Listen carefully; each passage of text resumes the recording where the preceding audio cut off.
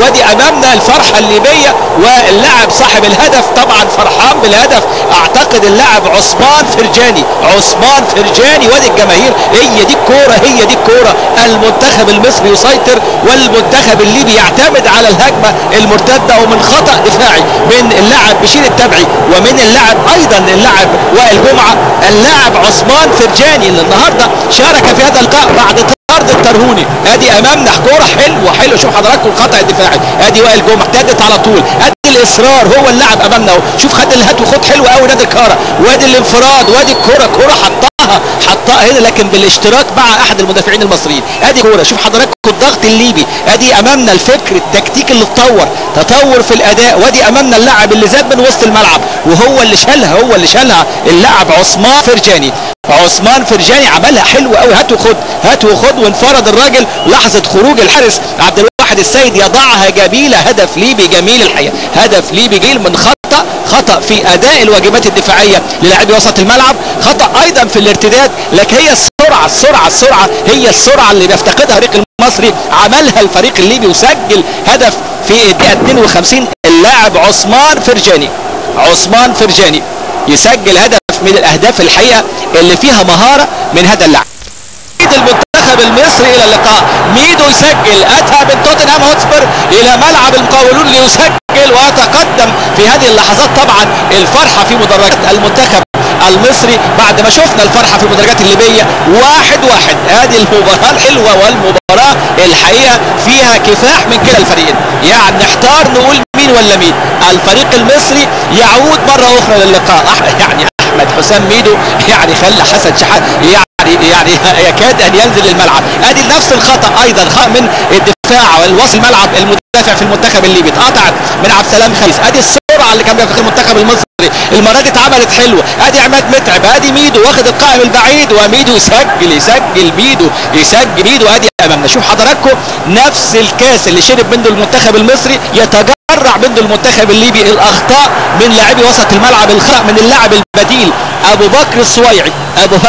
لكن شوف حضراتكم ميدو امن الجول الثاني المنتخب المصري يفتح الطريق الى المنتخب الليبي ومرمى المنتخب الليبي. عماد متعب المتعب عماد متعب امامنا اهو، نجم النادي الاهلي هداف الدوري المصري يسجل هدف مصري. ما لحقناش نشوف الهدف دخل ازاي اثناء الاعاده لمنتخب مصر. طبعا هدف اخر في الدقيقه كام؟ الدقيقه 56. عماد متعب، الفرحه مصريه في هذه اللحظات.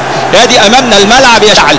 ادي حضراتكم الكوره، شوف حضراتكم الانتشار اللي كان بيفتقده المنتخب المصري. وادي امامنا المتعب عماد متعب، لكن اتعملت حلوه. حسني عبد ربه يرفع العرضيه، تجد راس عماد متعب اختفى تماما في الشوط الاول، ولكن يظهر عماد متعب. سجل في كاس العالم للشباب في مرمى المنتخب الانجليزي، واحد من اجمل الاهداف في كاس العالم للشباب. وادي امامنا تقدم مصري عن طريق اللاعب عماد متعب، تقدم مصري.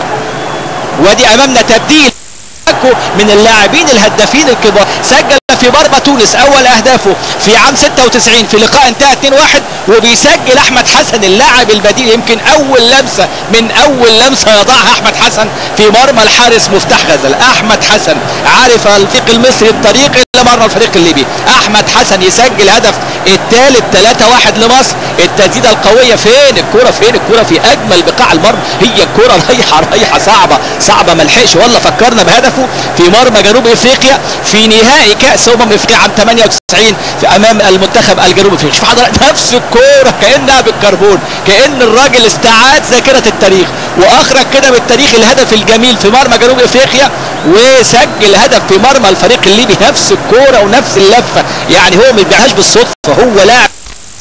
عماد متعب المتعب وبالاقدام فعلا هنا الفرحه المصريه. عماد متعب يزيد يعني المشاكل بالنسبه للفريق الليبي في هذا اللقاء ويرفع النتيجه الى 4-1 في الدقيقه 81. اخطاء ليبيه يعني قتله من الدفاع الليبي وانهيار في معنويات اللاعبين وامام الضغط والروح القتاليه. شوف حضرتك احمد عيد عبد الملك ليه 50% من الهدف، لكن مهاره متعب هو ده متعب، هو عماد متعب من انصاف الفرص يخلق الاهداف. شوف حضرتك وسع لنفسه ازاي، وسع لنفسه السكه وقدمه اليسرى، عنده القدمين واحده بالشمال وادي واحده امامنا هي بالشمال، وكان الهدف الاول من ضربه راس. المهاجم المهاجم النموذجي المصري عماد متعب يضع الكرة في مرمى الحارس مفتاح غزالة ويرفع النتيجة 4-1 في هذا اللقاء. 4-1 في شوط الإثارة، شوط المتعة وشوط الأهداف الشوط الثاني.